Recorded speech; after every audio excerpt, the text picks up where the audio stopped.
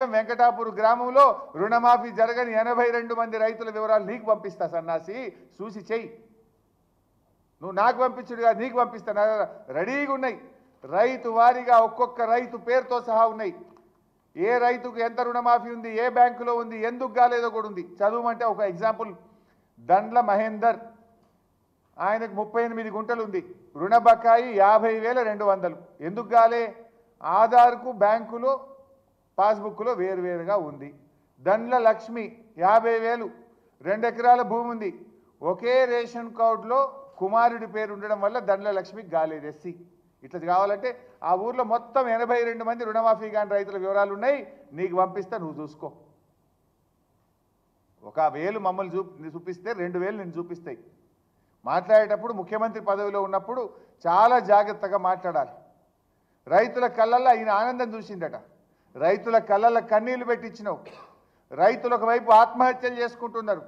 సురేందర్ రెడ్డి అనే రైతు ఇవాళ దుబ్బాక మండలానికి సంబంధించిన రైతు ఆత్మహత్య చేసుకున్నాడు. రైతు భరోసా ఈ రోజుకి ఇయ్యలేను, ఎగ్గొట్టినావు. ఇంకెప్పుడు ఇస్తావు? వానకాలం అయిపోయింది. 7,500 రూపాయల రైతు భరోసా ఇవ్వకుండా రైతులను ఉసురు పోసుకుంటున్నావు. వడ్లకు బోనస్ అన్నావు. నీ యొక్క ఎలక్షన్ మేనిఫెస్టోలో దొడ్డు వడ్లకు బోనస్ అని చెప్పి ఇవాళ సన్నాలకు మాత్రమే బోనస్ అని సన్నాయి నొక్కులు నొక్కలేవా? నీ మేనిఫెస్టోలో అన్ని పంటలకు బోనస్ అన్నావు. మక్కలకన్నావు, కందులకన్నావు, శనగలకన్నావు, పెసర్లకన్నావు. ఏమైంది బోనస్? అన్ని పంటలకు బోనస్ ఇవ్వకుండా బోనస్ను బోగస్ చేసి రైతులను మోసం చేసిన సన్నాసి ఎవడు అని నేను అడుగుతా ఉన్నా. చెప్పు. ఇలా రైతులను ఎక్కడ ఆనందం ఉంచినావు? రుణమాఫీ సగం కాకపాయే, రైతు భరోసా ఇవాళకి వానకాలంకి అందకపాయే, పంటలకు బోనస్ బోగస్ అయిపోయే. అన్నీ ఉత్తమ మాటలేని. ఇవాళ రుణమాఫీ మొన్న మీరు చూశారు, ఇప్పుడు నేను వీడియో కూడా చూపిస్తా. ముఖ్యమంత్రి ఇవాళ మాట్లాడుతూ అంటాడు, 2 లక్షల రుణమాఫీ తీసుకున్న వాళ్ళు, 2 లక్షల రుణం పైన ఉన్నటువంటి వాళ్ళు మీరు పైన ఉన్న డబ్బు కట్టండి, మరుక్షణం మీకు రుణమాఫీ చేస్తా అని ముఖ్యమంత్రి అంటున్నాడు. తుమ్మల నాగేశ్వరరావు గారు ఏమన్నారో ఒక్కసారి చూద్దాం.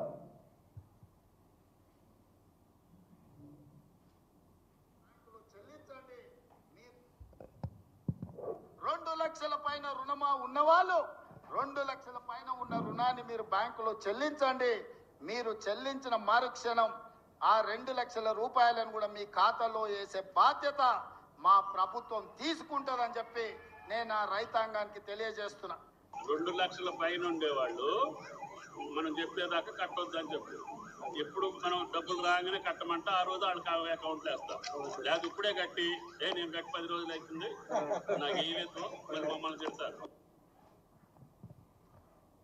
ముఖ్యమంత్రి ఏమో 2 లక్షల పైన రుణం ఉన్నోళ్ళు వెంటనే కట్టండి, మీరు కట్టిన మరుక్షణమే మాఫీ చేస్తా అని ముఖ్యమంత్రి చెప్తాడు.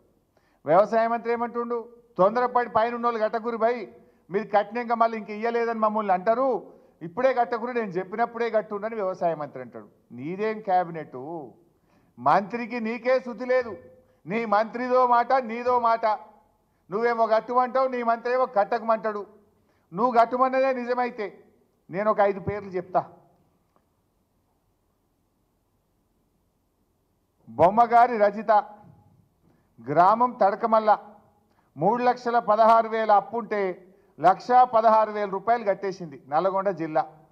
మరి ఎప్పుడు ఇస్తావో చెప్పు. మరుక్షణం అన్నావు కదా రేవంత్ రెడ్డి, కట్టి 15 రోజులే. అట్లనే బచ్చు రంగయ్య 2,18,000 అప్పుంటే మిత్తితో సహా 2 లక్షల పైన 38,000 ఉందంటే 38,000 కట్టిండు. ఎస్బీఐ ఏడీబీ నల్లగొండ మిర్యాలగూడ మండలం. ఈయనకి ఎప్పుడు చేస్తావో చెప్పు. అలాగే మాలోతు ప్రసాద్ 2,04,918 రూపాయలు ఉంటే మీద 5,000 రూపాయలు కట్టిండు. దామరచెర్ల మండలం యూనియన్ బ్యాంకు. కట్టి ఇప్పటికి 10 రోజులే.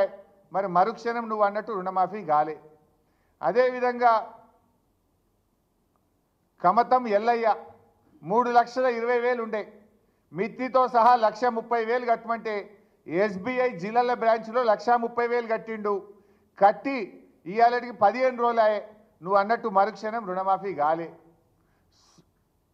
సుష్మిత బక్రి చెప్పేయాల గ్రామం 3,01,846 ఉంది. మీద ఉన్నది వడ్డీతో సహా 1,30,000 కట్టిండు.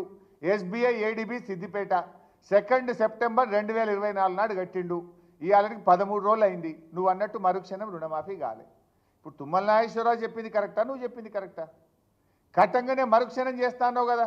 నేను ఉదాహరణకు ఒక 5 పేర్లు చెప్పిన, నల్గొండ 3, మా సిద్దిపేట 3 చెప్పిన, ఇంకా పంపమంటే మొత్తం పంపుతా. మరి చెయ్యి, మరుక్షణమే రుణమాఫీ